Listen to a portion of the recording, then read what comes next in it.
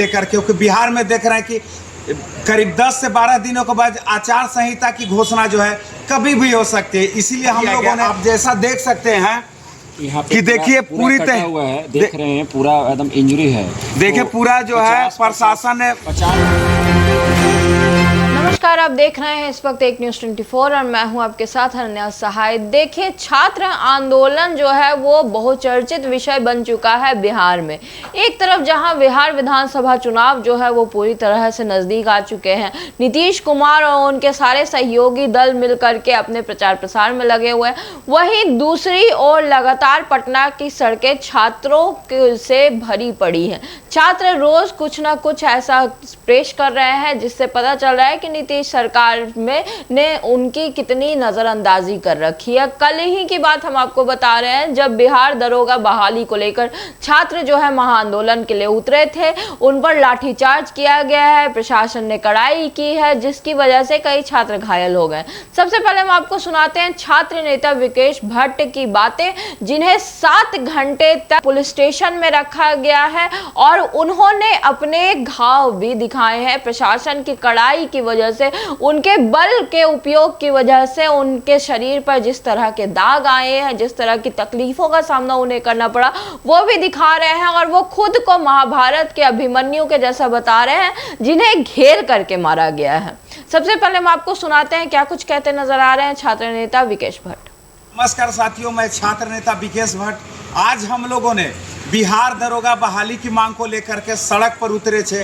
हजारों हजार की संख्या में आज सड़क पर अभ्यर्थी थे अपनी मांगों को लेकर, क्योंकि बिहार में देख रहे हैं कि करीब 10 से 12 दिनों के बाद आचार संहिता की घोषणा जो है कभी भी हो सकती है। इसीलिए हम लोगों ने सड़क पर उतरा और अपनी मांगों को रखा कि आप जो है पेपर के माध्यम से या प्रेस कॉन्फ्रेंस के माध्यम से बोल रहे थे कि 1 सप्ताह में बहाली दी जाएगी, 10 दिनों में बहाली दी जाएगी, लेकिन अंततः जो है अभी तक बहाली नहीं दी गई थी।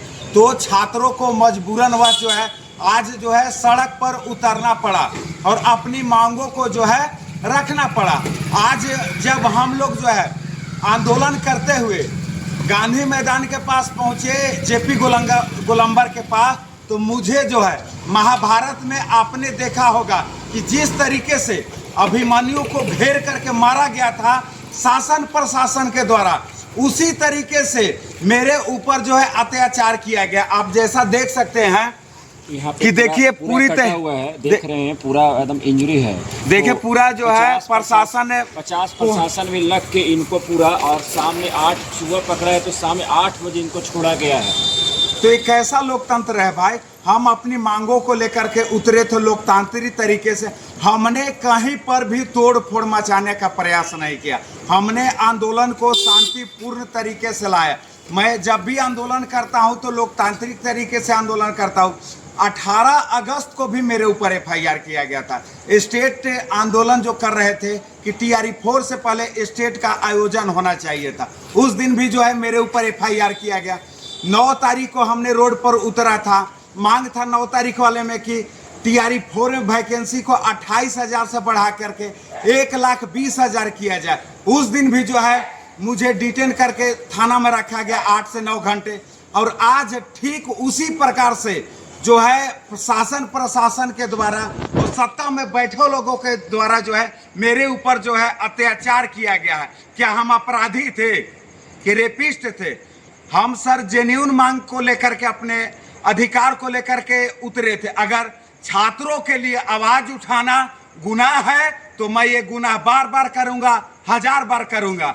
लाठी डंडे पर बोलना चाहते हैं कि कल तक हम झेल रहे थे अंग्रेजों की लाठियां, बेबस और बेसहारों पर रंगरेजों की लाठियां, पर बिहार की सड़कों पर जो देखा वो कुर्सी की गद्दारी थी।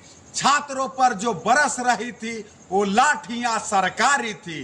तो सिंहासन भी होश में आए, संभाल ले अपनी लाठियां, गोदामों से राजधानी तक खंगाल ले अपनी लाठियां।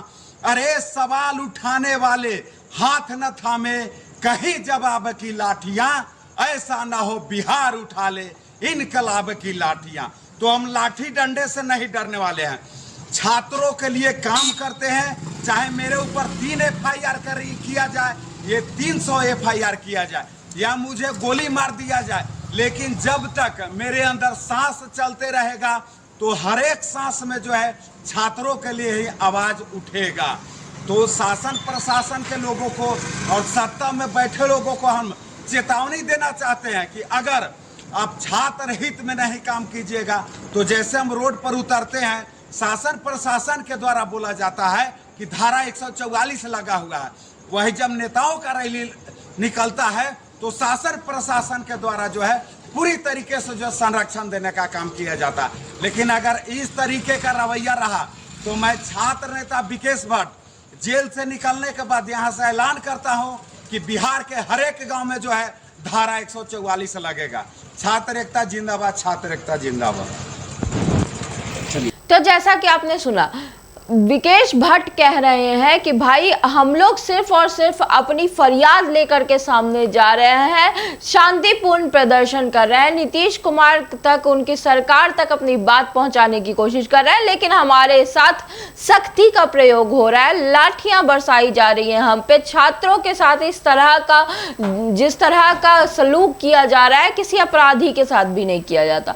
अब बड़ी बात यह है कि जिन युवाओं को रोजगार देने की, जिन युवाओं का भविष्य बचाने की गुहार लेके नीतीश कुमार बिहार में जगह जगह फिर रहे हैं और बिहार विधानसभा चुनाव में अपने आप को सीएम का चेहरा बता रहे हैं, वहीं दूसरी ओर इस तरीके से अगर बिहार के युवा जो है वो सड़कों पर लाठियां खा रहे हैं तो आखिर किधर जा रहा है बिहार का भी भविष्य, आज का सबसे बड़ा सवाल है। आपके मन में भी अगर कोई सवाल उठता है तो हमें जरूर बताइए और हमारे साथ बने रहिए। तमाम खबरों के लिए देखते रहिए एक न्यूज़ 24। धन्यवाद।